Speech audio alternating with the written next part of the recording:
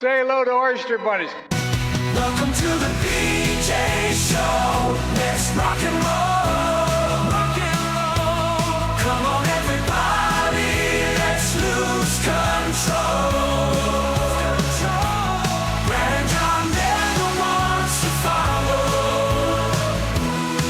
Yeah, ready for the ride. It's the PJ Show. PJ Show. John Combest, we only have, one more holiday before we have oyster bunnies? Isn't that what it is? We have Valentine's Day, and then we don't we do the oyster bunnies then? Yeah, I think so. I mean, it depends. I consider February and all of Black History Month to be a holiday. Oh, yeah, right, okay. So, I mean, I think you're overlooking 28 really important days, you white Christian male. But anyway, yeah, Black History Month. Now, John, can I make a techno weirdo comment? Yeah, please do. I don't know what you've done, but your audio sounds the best this morning I think I've ever heard it. Wow, I think you went to Belltone and you finally swung for some new batteries. Amazing, Brad. That is John Combest, who constantly compliments me. I mean, there's probably not, we do the show in 3 segments and 3 blocks, we call it. And there's probably not a block that John doesn't compliment me at least once or twice. Anyway, what John does excellently, among other things, every single day for the entire 24-year span of his life, from this day past, he's put together this incredible website called johncombest.com. You spell it COMBEST, JOHN, COMBEST.com. You go there, and it's not anything fancy. It's just sort of like a little sort of, I guess you'd even call it sort of low-tech, John. Would that be a way of, describing your website, sort of low-tech? Let's be more complimentary and call it primitive. Primitive. Okay. But it loads very quickly, no graphics or anything like that, and it's very efficient. And what it does is has dozens of links with stories that you should know about. Sometimes, 20, 30 stories, sometimes 40, 50, 60.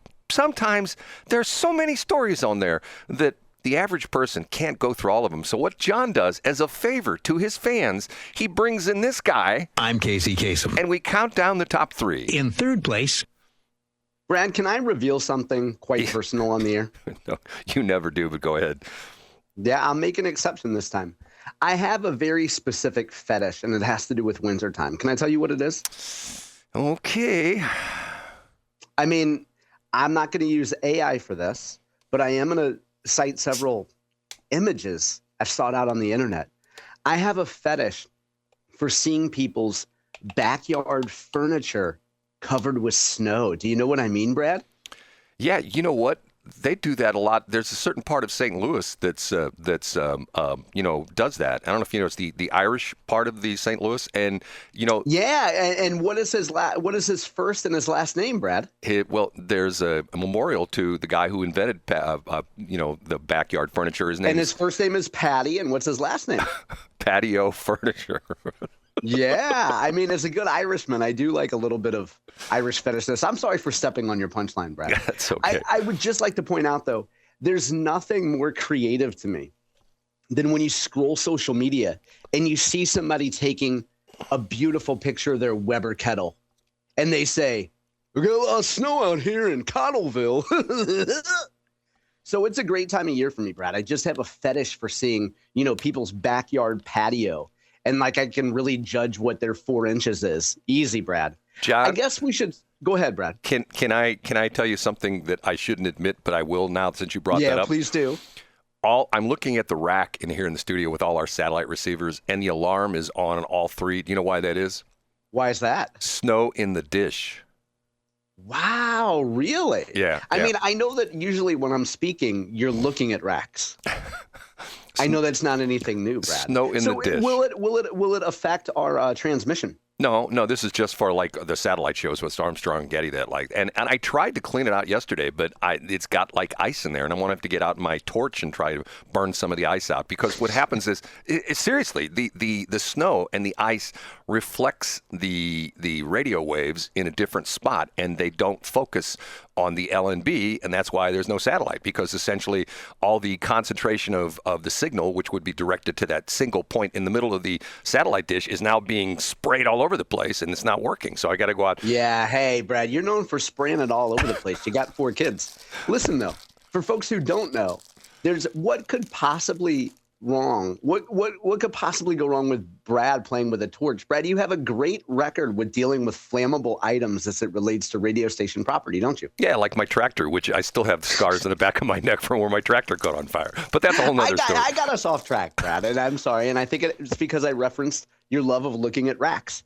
But let's start with the weather, though. I have a patio furniture snow fetish. You like looking at racks, but we've had obviously the biggest story of the weekend had to do with the proverbial snowmageddon. And I'll just point people to two items of note. On Friday, Mike Kehoe activated the Missouri National Guard.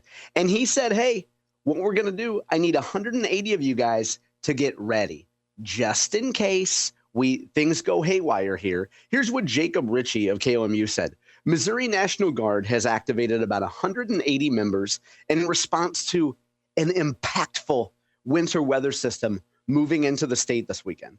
Now, as best I can tell, we didn't need the National Guard out there, keeping people from going buck wild on the roads, but we'll probably get more details from MoDOT today and tomorrow. And then the second piece I would point people to is the Missouri Scout subscription service. That's Dave Drebes puts that together. And he noted that, of course, the Missouri House and the Senate are taking today off, and they plan on reconvening tomorrow. Dave helpfully spit these numbers out. MoDOT's numbers as of Sunday night, 1,437 calls for service. That seems like a lot to me, Brad. 1,437 calls for service, 289 stranded motorists, 207 non-injury crashes, and 30 injury crashes. So to me, the calls for service seems really high. I think we're lucky we only had 30 injury service calls. Does that seem low to you, Brad? Well, a lot of people didn't go out. And here's the other thing is that when you have the diminished speed on the highways, there aren't as bad as accidents because people can't go that fast.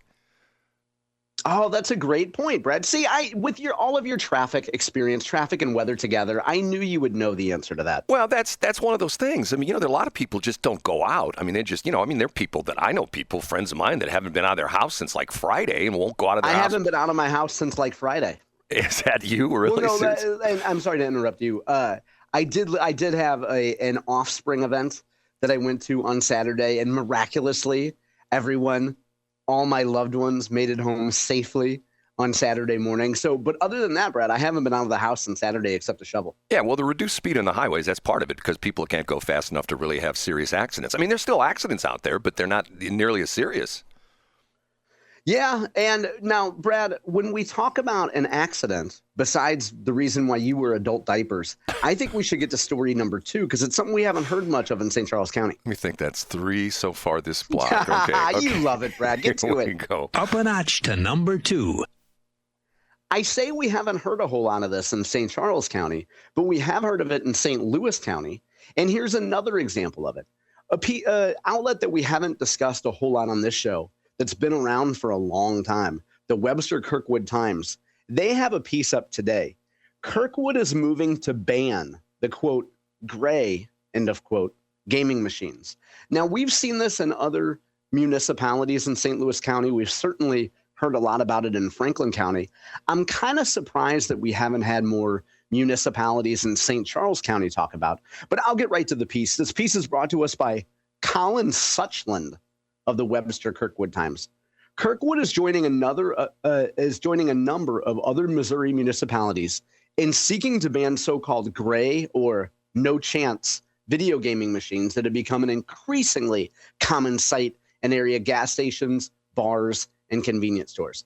I'll flip ahead to the legislative request here.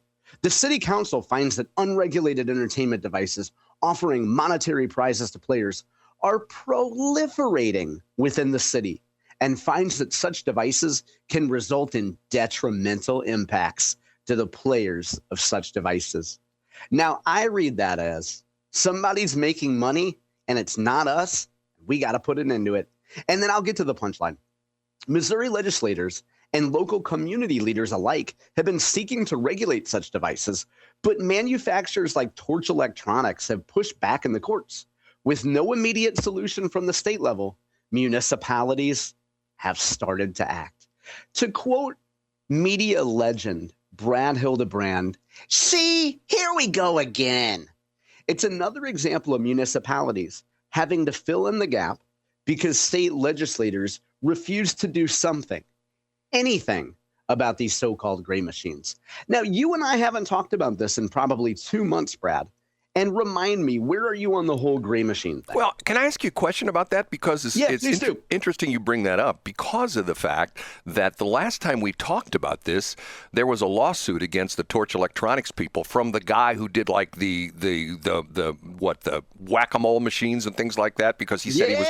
Yeah. And I don't remember what happened to that, Brad. Okay, I was just curious on it because I joked about the fact that would be like the cartels suing the United States for legalizing marijuana use in the United States. Hey, hold on a minute. You're taking our money away from us. We're going to sue you because loss of revenue. You know what I'm saying, John? Yeah, I do know what you mean. And unless I'm mistaken, for some reason, I thought that Torch Electronics came out on top on that. But I just made a note to look into that, Brad. And maybe we can discuss it tomorrow. Yeah, that's the last time we talked about it.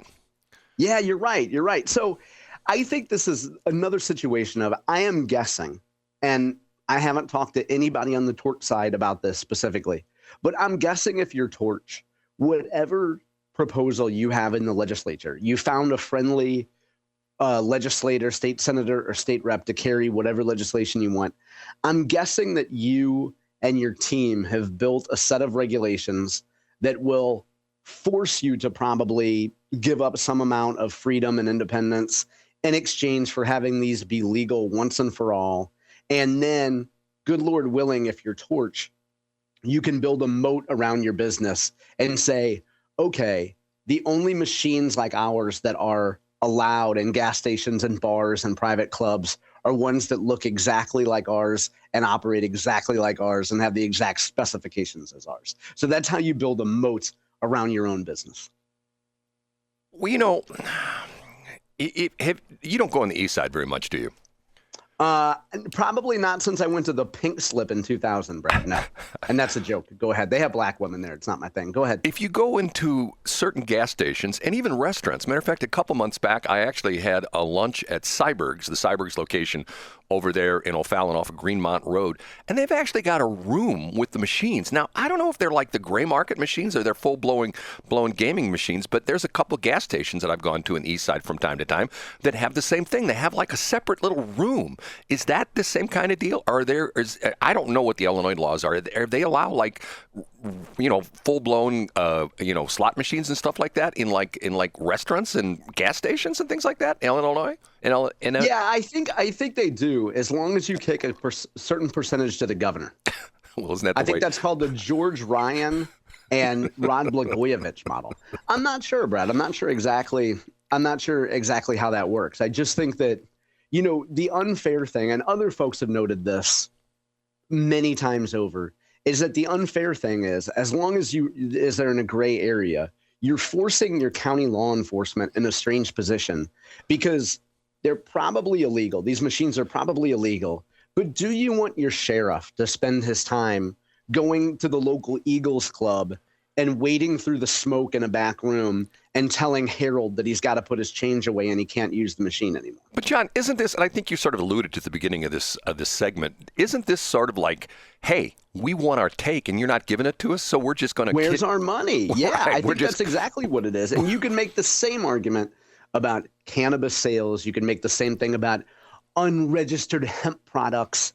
People look at it and say, hey, to quote the movie King of New York with Christopher Walken, if a dime bag is sold in Central Park, I want in. We ready for one?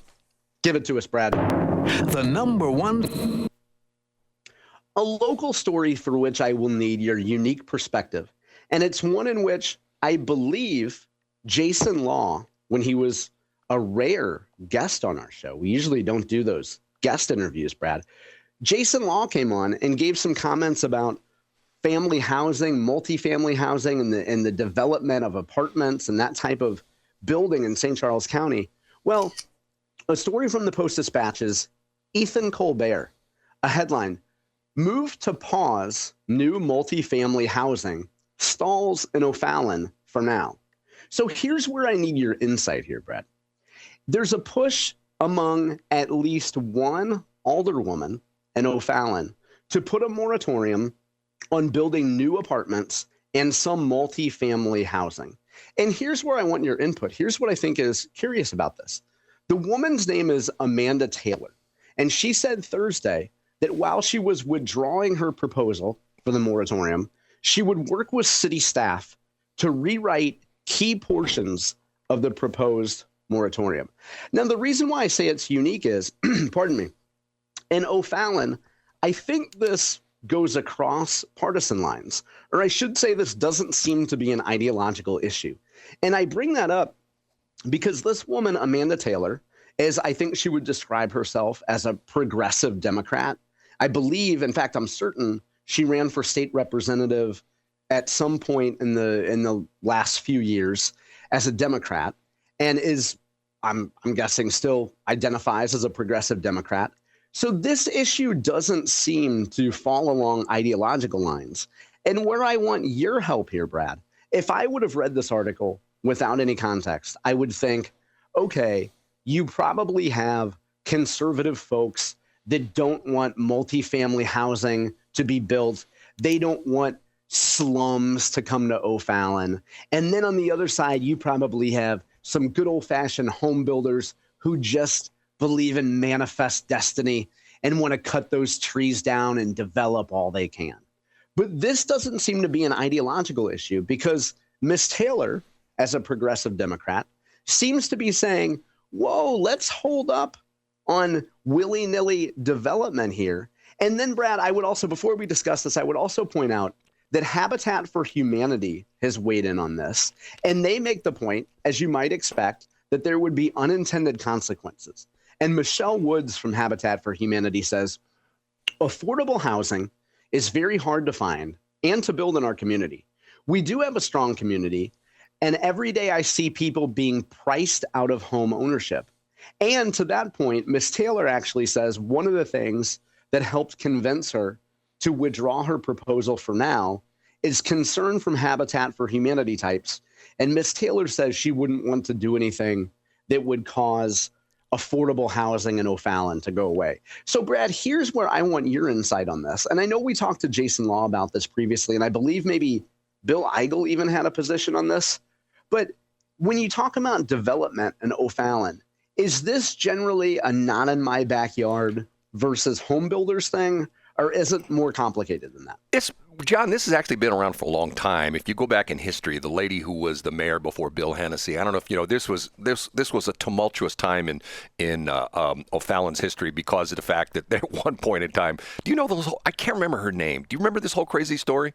Yeah, you told it before on the air, Brad. I don't remember her name, though. Yeah, she was anti-development, and that's probably been, I don't know, maybe like early 2000.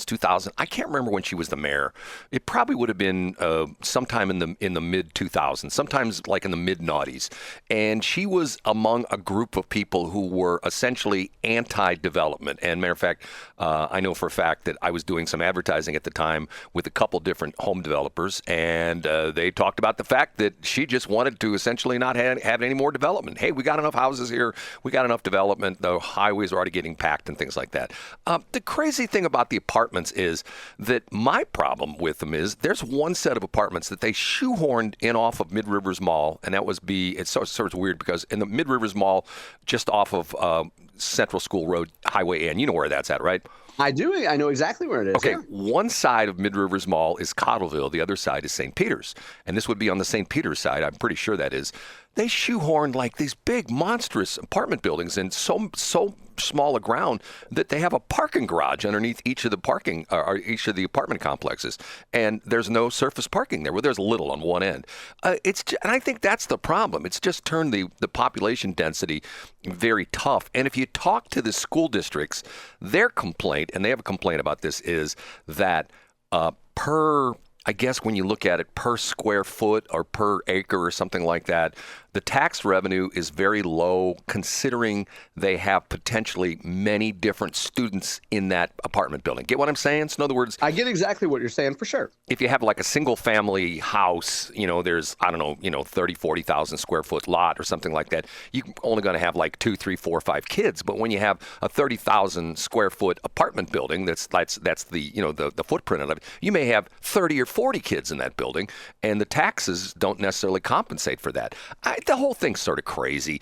The interesting part of St. Charles is there was a time when people moved to St. Charles because it was cheap. And if you go look at the first iterations of St. Charles, when it started to move out of the Main Street, 2nd Street area, not the historic district, but the houses, like for example, if you go behind on 94, behind the Schnook Center that used to be part of Lindenwood, which I think Lindenwood still owns the ground, the houses back there are very small and very modest. Same thing you see in certain parts of St. Peter's, same thing you see in certain parts of O'Fallon, the north side of 70, like you go back off of, what's the road that, God, I can't remember the road. The road that the Rascals ballpark is on, without the Rascals anymore. Tom Geneva. Okay, Tom Geneva.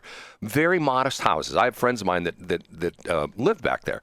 That's totally turned around. And I'll tell you one other thing. Can I embellish this one more step? Yeah, please do. There's an interesting video that's making the rounds from Adam Carolla. And if you know the crazy story, Adam Carolla has I think he lives in a condo in Malibu, and he's done this very in-depth thing of what's going on with trying to rebuild the houses in the Pacific Palisades and things like that.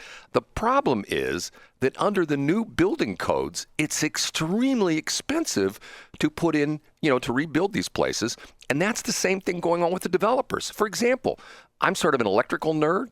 Like the new electrical code, there's all sorts of crazy stuff in the new electrical code that the new buildings that have to, the new like houses have to be built. There's so much more that goes into the electric because they're now using arc fault interrupters and GFCIs, and they have to do this, you have to do that, you have to do, surge protectors and stuff like that. So what happens is, as the regulators put in more regulations, it becomes more expensive, and you get into this like spiral where a house that, if you unadjusted for inflation, a house that years ago you could build for $100,000, you can't touch for $350,000, and that's probably what it costs to build the thing because it's gotten so expensive. Now, obviously, wood's gotten expensive, labor's gotten expensive, but the regulations have become onerous, and this is the problem with a lot of the municipalities. They keep heaping on more regulations. Well, you have to have this, even to the point where my one electrician friend, he talks about the fact that under the electrical code now, when they have to go in after the HVAC guys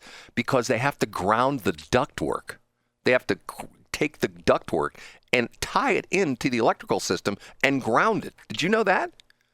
I did not. I did know, looking at the BJ Show glossary, that GFCI is important to our listeners when you're telling a story because it stands for grateful for a Combest interruption. Did you know E51 Mustang? We know, Brad. We heard it. The building codes in St. Charles County are so onerous.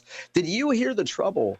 It was like an Adam Carolla thing. Shelley Barr was having Carolla-ish troubles. She was trying to get her drawbridge fixed because, Connie Bobo kept trying to hide out in Shelley's house. And at Shelley's mansion, she could not get the drawbridge to keep some of the servants out, and it was like a whole thing. There's a lot of people that have hit out in Shelley's mansion. I bet they have, Brad. They're hiding from authorities, debt collectors, everything. Yeah. Okay, I won't say anymore because I know she's probably listening and she'll probably text me. We love you, Shelley. I can't believe she said that about me. And I'm grateful that you let me cross the drawbridge metaphorically. Okay, we have to take a break.